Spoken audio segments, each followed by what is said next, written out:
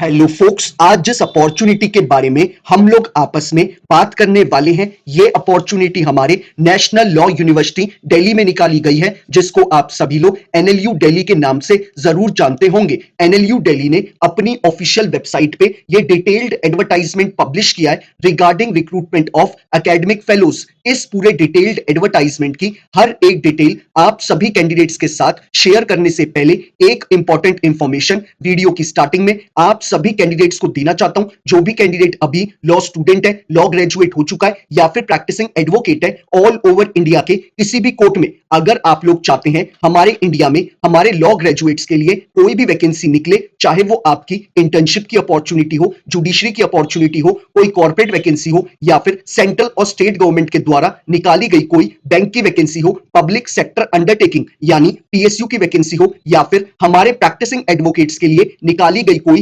Empanelment की vacancy हो, it means all over India में हमारे लॉ ग्रेजुएट्स के लिए कोई भी वैकेंसी निकलेगी, उस वैकेंसी के रिगार्डिंग आप सभी कैंडिडेट्स को इस चैनल पे टाइमली अपडेट प्रोवाइड कराई जाएंगी, ताकि हमारे किसी भी लॉ ग्रेजुएट से इंडिया में आने वाली कोई भी लीगल अपॉर्चुनिटी की अपडेट मिस आउट ना हो। तो मैं चाहूंगा जिस भी कैंडिडेट ने अभी इस चैनल को सब्सक्राइब नहीं करा है, वो मेक श्योर करे कि वो इस चैनल को बिना सब्सक्राइब करे ना जाए। अब बात कर लेते हैं हम लोग इस डिटेल्ड एडवर्टाइजमेंट के बारे में। नेशनल लॉ यूनिवर्सिटी दिल्ली, जिसको हम सभी लोग एनएलयू दिल्ली के नाम से जानते हैं, इन्होंने इस एडवर्टाइजमेंट के थ्रू हमें जो डेजिग्नेशन ऑफर करी है वो हमें एकेडमिक फेलोज की डेजिग्नेशन ऑफर करी है। और जो इसमें एकेडमिक फेलोज के लिए नंबर ऑफ वैकेंसी निकाली गई है वो हमारी 4 वैकेंसी निकाली गई है, जिसमें इन्होंने क्लियरली मेंशन करा है कि कमर्शियल लॉज के लिए एक वैकेंसी निकाली गई है, लॉ एंड टेक्नोलॉजी के लिए एक वैकेंसी निकाली गई है, हमारे एडीआर यानी कि अल्टरनेटिव डिस्प्यूट रेजोल्यूशन के लिए एक वैकेंसी निकाली गई है और हमारे एनवायरमेंटल लॉ के लिए एक वैकेंसी निकाली गई है। यानी कि इस एडवर्टाइजमेंट में एनएलयू दिल्ली ने टोटल 4 वैकेंसी निकाली है। अब बात कर लेते हैं हम लोग दूसरी इंपॉर्टेंट इंफॉर्मेशन के बारे में,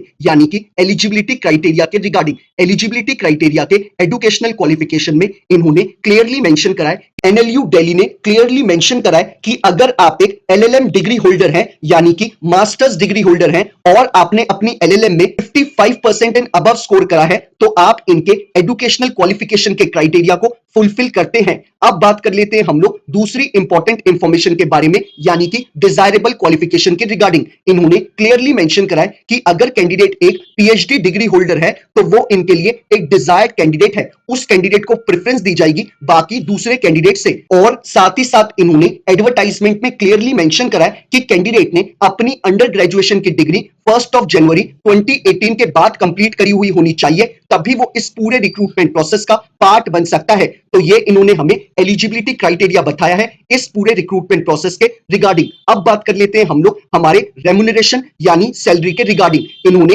एडवर्टाइजमेंट में क्लियरली मेंशन करा है कि आपको एज अ एकेडमिक फेलो के तौर पे 50,000 रुपीज मंथली प्रोवाइड कराएगा एनएलयू दिल्ली। और साथ ही साथ इन्होंने एडवर्टाइजमेंट में क्लियरली मेंशन करा है कि ये जो आपकी जॉब है ये आपकी कॉन्ट्रैक्चुअल बेसिस की जॉब है, यानी कि अगर आपकी सर्विसेज एनएलयू दिल्ली को पसंद आएंगी तो आपके कॉन्ट्रैक्ट को आगे एक्सटेंड भी किया जा सकता है और उस कॉन्ट्रैक्ट को टाइमली बेसिस पे रिन्यू भी किया जा सकता है। अब बात कर लेते हैं हम लोग सिलेक्शन प्रोसेस के ऊपर। एनएलयू दिल्ली ने एडवर्टाइजमेंट पे क्लियरली मेंशन करा है कि आपको एकेडमिक फेलो के लिए कोई भी एग्जाम नहीं देना होगा। आपको क्लियरली एनएलयू दिल्ली डायरेक्टली आपके एप्लीकेशन फॉर्म के बेसिस पे शॉर्टलिस्ट करेगा और जिस भी कैंडिडेट को एनएलयू दिल्ली एकेडमिक फेलो की पोजीशन के लिए शॉर्टलिस्ट करेगा उसको एनएलयू दिल्ली इंटीमेट करेगा एसएमएस के द्वारा, ईमेल के द्वारा या फिर वाया पोस्ट के द्वारा, और उसमें आपको क्लियरली डेट टाइम वेन्यू के रिगार्डिंग इंफॉर्मेशन प्रोवाइड कराई गई होगी एनएलयू दिल्ली के द्वारा कि आपको कौन से डेट पे, कौन से टाइम पे और कौन से वेन्यू पे पहुंचना है फॉर इंटरव्यू।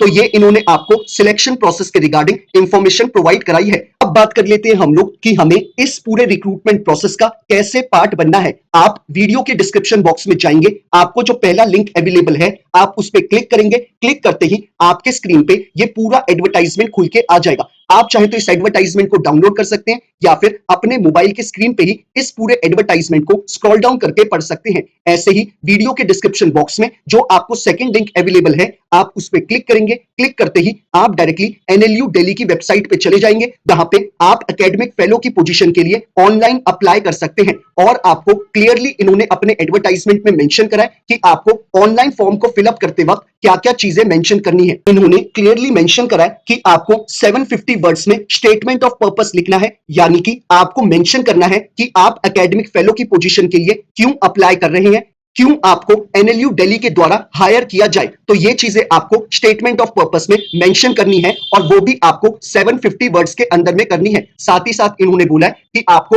अपने एलएलएम की स्पेशलाइजेशन मेंशन करनी होगी कि आपने अपनी एलएलएम कौन सी स्पेशलाइजेशन में करी है। साथ ही साथ इन्होंने बोला है कि आपको अपने अपडेटेड रेज्यूमे को भी अपलोड करना है, और आपको अपना प्रपोज्ड रिसर्च भी मेंशन करना है 750 वर्ड्स में। और इन्होंने क्लियरली मेंशन करा है कि आपको अपनी कॉपी डालनी है अंडर ग्रेजुएशन की डिग्री की, और उस अंडर ग्रेजुएशन की डिग्री में आपका डेट और year of graduation clearly mention करा हुआ होना चाहिए। साथ ही साथ इन्होंने बोला है कि आपको अपनी मास्टर्स डिग्री भी अपलोड करनी होगी ऑनलाइन, और उसमें भी आपका date and year of graduation clearly mention करा हुआ होना चाहिए। और अगर आप लोग एक पीएचडी डिग्री होल्डर है, या फिर आपको अभी अपना प्रोविजनल सर्टिफिकेट मिला है, तो वो भी आपको पोर्टल पे अपलोड करना होगा। और अगर कैंडिडेट ने कोई अपनी पब्लिकेशंस पब्लिश करी है, तो वो भी आपको रेज्यूमे में मेंशन करनी होगी। और साथ ही साथ इन्होंने एडवर्टाइजमेंट में मेंशन करा है कि अगर आपको एज अ प्रैक्टिसिंग एडवोकेट के तौर पे कोई भी एक्सपीरियंस है, तो आप लोग वो एक्सपीरियंस सर्टिफिकेट भी अपने पोर्टल पे अपलोड कर सकते हैं।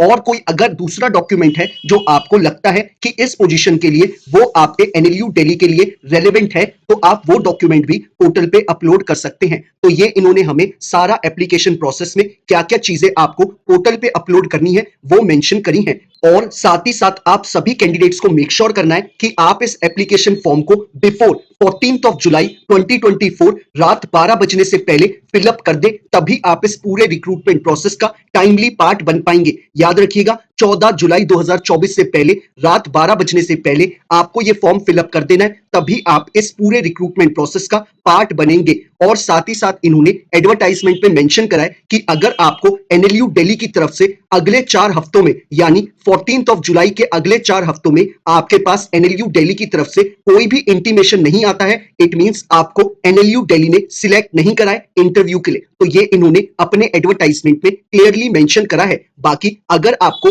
ऑनलाइन फॉर्म को फिलअप करने में किसी भी तरीके की कोई क्वेरी अराइज हो, तो आप लोग मुझे इंस्टाग्राम या ट्विटर पे टेक्स्ट मैसेज करके या फिर यूट्यूब पे अपना कमेंट ड्रॉप करके मुझसे पूछ सकते हैं। मैं मेक श्योर करता हूं कि हर एक कैंडिडेट को टाइमली बेसिस पे रिप्लाई कर दूं, ताकि वो अपने फॉर्म को जल्दी से जल्दी फिलअप कर पाए और अपने आगे की प्रिपरेशन उतनी ही जल्दी शुरू कर पाए। तो यही सारी इंपॉर्टेंट इंफॉर्मेशन थी जो हमें इस एडवर्टाइजमेंट में बताई गई है। बाकी अगर आपकी कोई क्वेरी है तो आप लोगों को मैं बता चुका हूं कि आपको मुझे कैसे रीच आउट करना है। बाकी अगर आपको ये वीडियो पसंद आया हो तो लाइक शेयर जरूर करिएगा, और अगर आप लोग चाहते हैं कि ऐसे ही हर एक दिन आपको एक लीगल अपॉर्चुनिटी की अपडेट मिलती रहे, तो मेक श्योर करिएगा कि आप लोग इस चैनल को बिना सब्सक्राइब करे ना जाएं। Thank you so much.